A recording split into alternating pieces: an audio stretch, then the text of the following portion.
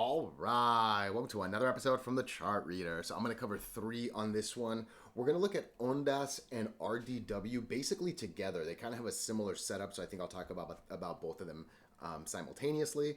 And then after that, I wanted to talk about hymns. That's the 1, 2, 3 for this one. All right. So when you look at ONDS, there's definitely a bunch of moving averages very, very close to each other. When you look at RDW, there's a bunch of moving averages very, very close to each other, right? So it's a matter of making sure the confirmation is good enough, because again, it's really hard to break an individual moving average. Just one of the five is not easy.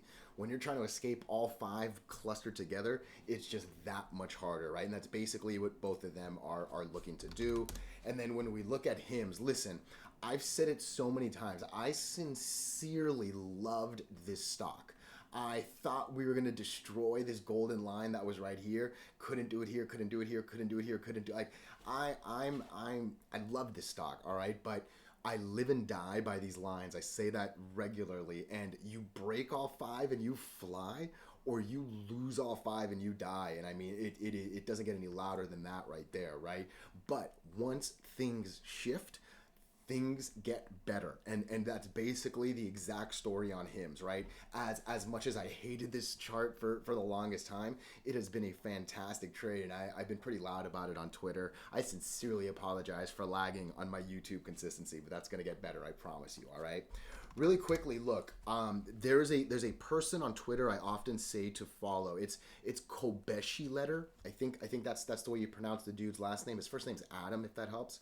So he's been saying the market is numb to all the noise. And I think today is just the loudest example of how numb we are. Honestly, it made complete sense that at some point the day was that low, all the way down here, right? That's what that wick represents, right? When you look at the S&P 500, it got all the way down there, right? Well short of 50% of Friday's candle. There was a whole mess of bad news over the weekend, no deal, this, that. Dude, the market didn't care. Like, we are numb to all of this. And as long as we hold the moving averages, I say it on the silly tickers, I say it on the indices, right? If you can get over the cluster, the one that ONDS and RDW are trying to get over, good things happen, right? And so far, that's what these are doing. It's hard to ignore the headlines. I am human as well. I hear these things. I expect the bad things.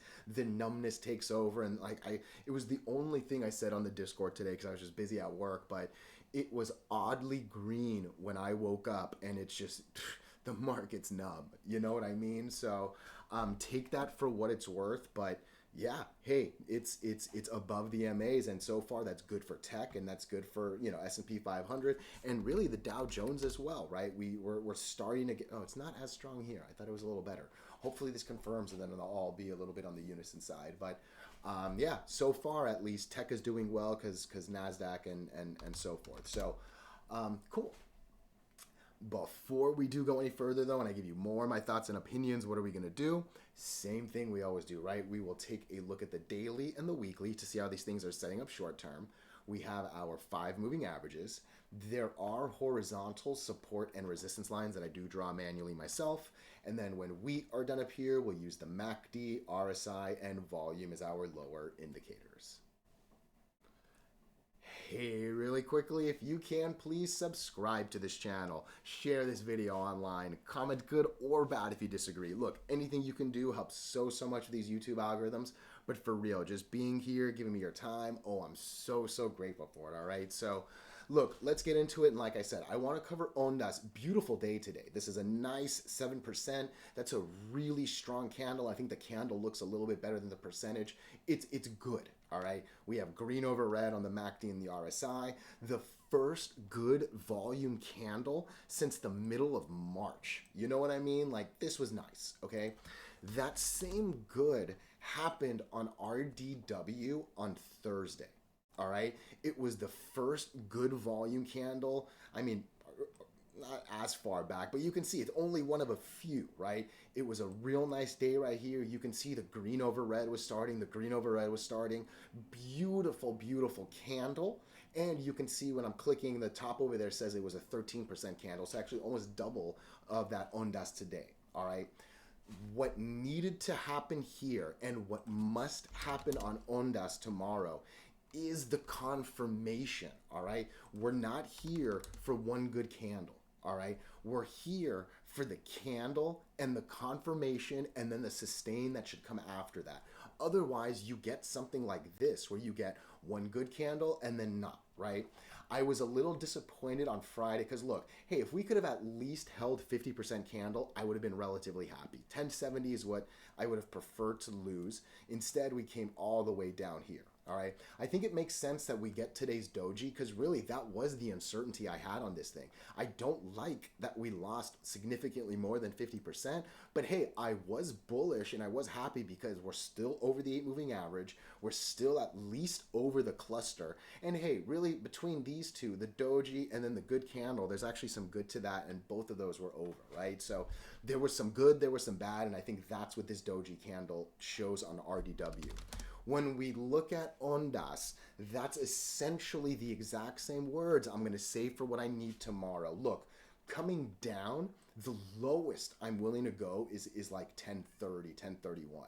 I don't want to go too much lower because then all of a sudden I'm in these lines right here, right? You know, you can like arguably say it's not 50% of the whole candle, it's 50% between here and maybe just like don't lose 1050. That'd probably be a little bit better, but what I really want is a break of that 1140, right? Break 1140, and all of a sudden I'm going to start thinking 1270 and 14. Hey, my kitty's at the door.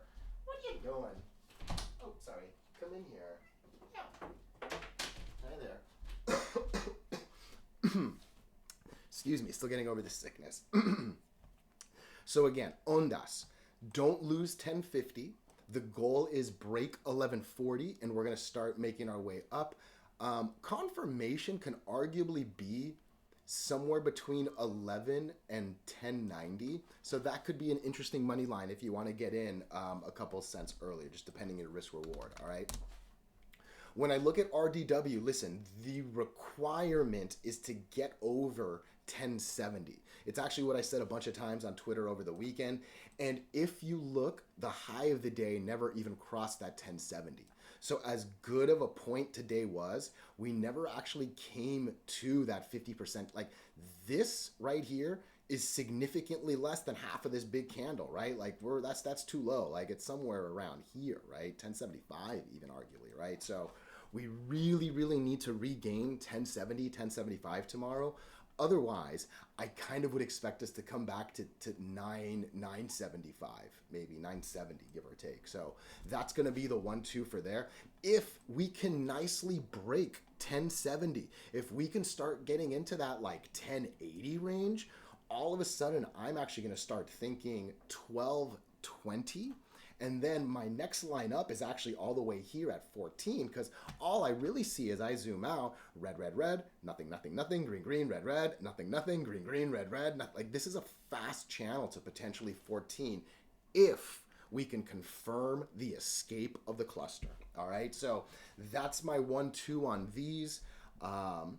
Yeah, cool. Let me know if your thoughts. Let me know if you have any questions. Let me know if you disagree, right? I'm not here pretending I know it all.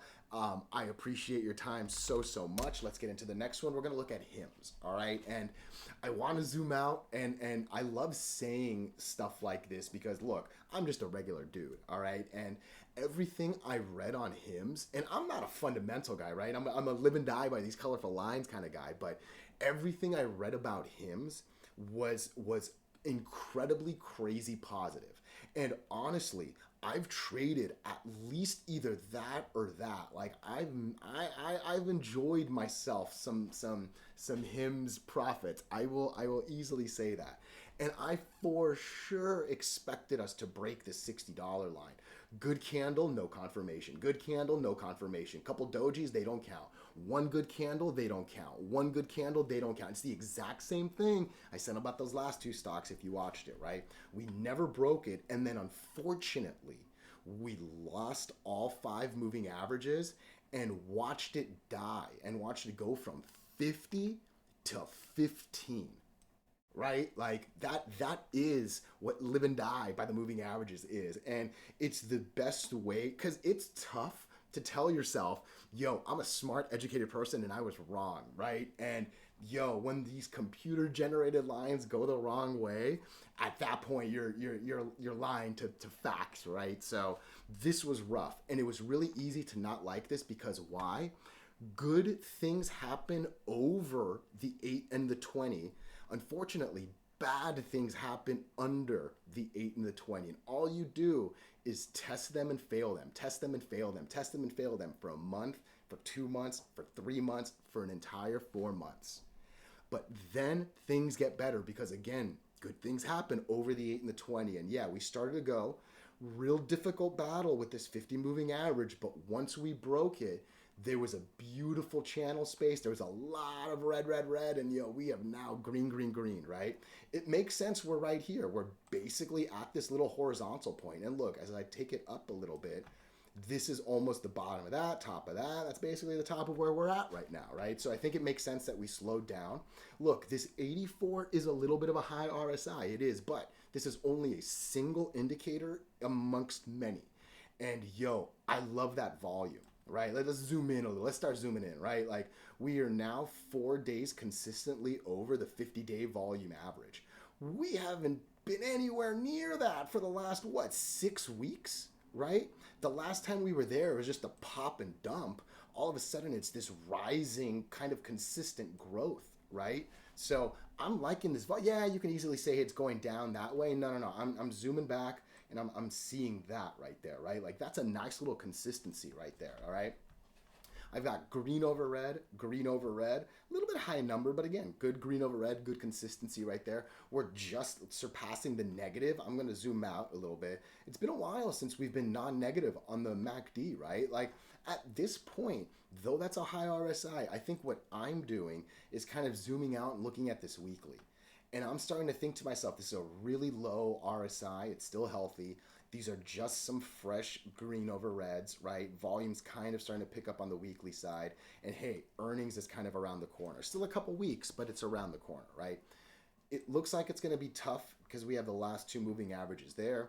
Looks like it might be tough because we have the last moving average here, and they're relatively in the same place, right? So for now, I'm kind of assuming that, I don't want to use the word assume because that's not the smartest thing to do, right? But I have a $38 target. I'm going to delete this line because all I really care about is that, right? But I care about this line on the daily, and I kind of see it's almost perfectly in the middle of the, like, if I was just to individually I would kind of put it in the middle of, because this thing's still coming down, this thing's kind of still holding, maybe it'll start going up a little bit. Again, I don't know the lines, the math behind these, right? But I think somewhere between this 37 from the weekly and this 38 from the 100, 200 moving average on the daily, that's my next target. And hey, even the lower number looks like it's still a 20% move from where we're at right now, right? So I think I'm kind of ignoring this little 84 right here and I'm liking everything else, all right?